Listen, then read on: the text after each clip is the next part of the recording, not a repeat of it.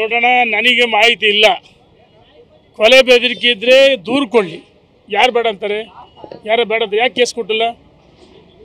ಕೊಲೆ ಬೆದರಿಕೆ ಇದ್ರೆ ಕೇಸ್ ಕೊಡ್ಬೇಕಲ್ಲ, ದೂರು ಕೊಡೋಕ್ಕಲ್ಲ.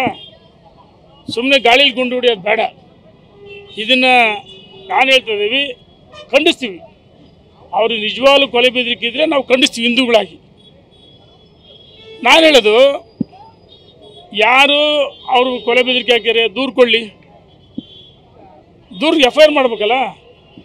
ಸರ್ಕಾರ ಕ್ರಮ ಜರುಗಿಸಲಿ ಅಂತೇಳಿ ಒತ್ತಾಯ ಮಾಡ್ತಾರೆ. ಅವರಿಗೆ ನಿಜವಾಗ್ಲೂ ಕೊಲೆ ಬೆದರಿಕೆ ಇದ್ದರೆ ದೂರು ಕೊಡಲಿ. ಯಾರು ಬೇಡ ಅಂತಾರೆ? FIR ಮಾಡಲಿ.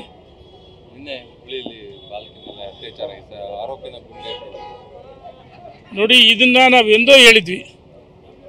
ನೇಹಾ ಹಿರೇಮಠ್ ಇರ್ಬೋದು, ಅಂಜಲಿ ಅಂಬಿಗರ್ ಇರ್ಬೋದು, ಮೊನ್ನೆ ತಾನೇ ಸ್ವಾತಿ ಇರ್ಬೋದು, ನಮ್ಮ ಹಿಂದೂ ಹೆಣ್ಮಕ್ಳನ್ನ, ಹಿಂದೂ ಯುವಕರನ್ನ ಈ ಲವ್ ಜಿಹಾದ್ ನೆಪದಲ್ಲಿ ನಮ್ಮ ಹಿಂದೂ ಹೆಣ್ಮಕ್ಳನ್ನ ಇವತ್ತೇನು ಬಲಿಯಾಗ್ತಾ ಇದ್ದಾರೆ. ಮತ್ತು ಕೆಲವು ನಮ್ಮ ಹಿಂದೂ ಯುವಕರನ್ನು ಸಹ ಬರ್ಬರ ಹತ್ಯೆ ಮಾಡ್ತಾ ಇದ್ದಾರೆ.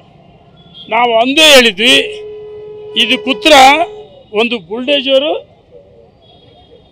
ಮತ್ತು ಎರಡನೇದು ಈ ಎನ್ಕೌಂಟರ್ ಅದು ಮಾಡಿದಲ್ಲ. ನಿಜವಾಗ್ಲೂ ಒಬ್ಬ ಮಹಿಳಾ PSI ಅನ್ಪೂರ್ಣಮ್ಮದ ನಾನು ನಿಜವಾಗ್ಲೂ ಶ್ಲಾಘನೆ ಮಾಡ್ತೀನಿ, ಅಭಿನಂದಿಸ್ತೀನಿ. ಮಾನವೀಯತೆಯನ್ನು ಬರ್ತಾರೆ. 5 ವರ್ಷ ಒಬ್ಬ ಬಾಲಿಕೆ ಮೇಲೆ ಅಮಾನುಷವಾಗಿ ಅತ್ಯಾಚಾರ ಮಾಡಿ ಬರ್ಬರ ಹತ್ಯೆ ಮಾಡಿರಲ್ಲ. ಯಾವುದೇ ಪಕ್ಷ ಇರ್ಬೋದು, ಸಮುದಾಯ ನಿಜವಾಗ್ಲೂ ಸಹಿಸೋಕ್ಕೆ ಸಾಧ್ಯವೇ ಇಲ್ಲ. ಆ ಒಬ್ಬ ಮಹಿಳಾ PSI ದಕ್ಷತೆಯನ್ನು ನಾವು ಮೆಚ್ಚಬೇಕು. ಸರ್ಕಾರ ನಿಜವಾಗ್ಲೂ ಆ ಬಾಲಿಕೆಯ ಕುಟುಂಬಕ್ಕೆ ಪರಿಹಾರ ಕೊಡಬೇಕು ಮತ್ತು PSI ಅನ್ಪೂರ್ಣಮ್ಮನಿಗೆ ಪ್ರಶಸ್ತಿ ಕೊಡಬೇಕು ಅಂತೇಳಿ ಒತ್ತಾಯ ಮಾಡ್ತೀನಿ.